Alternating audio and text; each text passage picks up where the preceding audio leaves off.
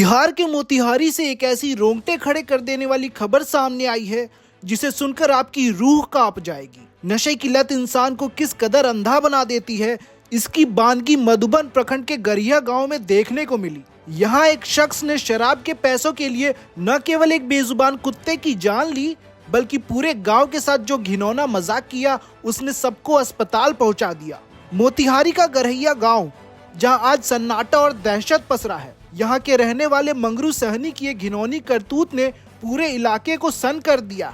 शराब का आदी मंगरू नशे के लिए पैसे जुटाने की फिराक में था। उसने गांव के ही एक आवारा कुत्ते को पकड़ा, उसे बेरहमी से मारा और उसके मांस के टुकड़े कर दिए।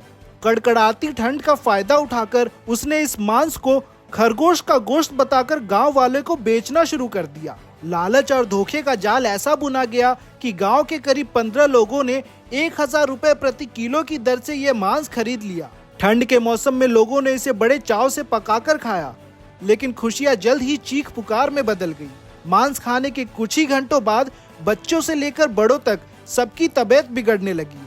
उल्टी, दस्त और पेट के तेज दर्द से लोग तड़पने लगे। हैरानी की बात तो ये है कि इस घिनौने अपराध का खुलासा किसी और ने नहीं, बल्कि खुद आरोपी मंगरू ने किया। अगले दिन नशे में धुत मंगरू ने पूरे गांव में घूम घूम कर चिल्लाना शुरू किया कि उसने सबको खरगोश नहीं बल्कि कुत्ते का मांस खिलाया है। ये सुनते ही गांव में हड़कंप मच गया। जब लोगों ने खेतों की तलाशी ली तो वहां कुत्ते का कटा हुआ सिर और पैर मिले, जिसने इस खौफनाक सच पर मुहर लगा दी। गांव वालों के गुस्से को देखते हुए आरोपी मंगरू मौके से फरार हो गया। फिलहाल पुलिस ने मामला दर्ज कर लिया है और आरोपी मंगरू की तलाश में छापेमारी की जा रही है।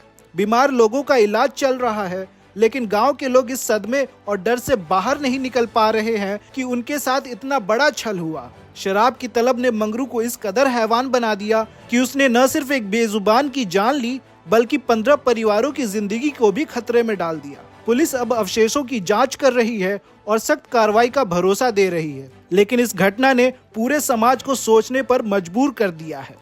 ऐसे ही और भी खबरों को जानने के लिए हमारे चैनल को सब्सक्राइब करें।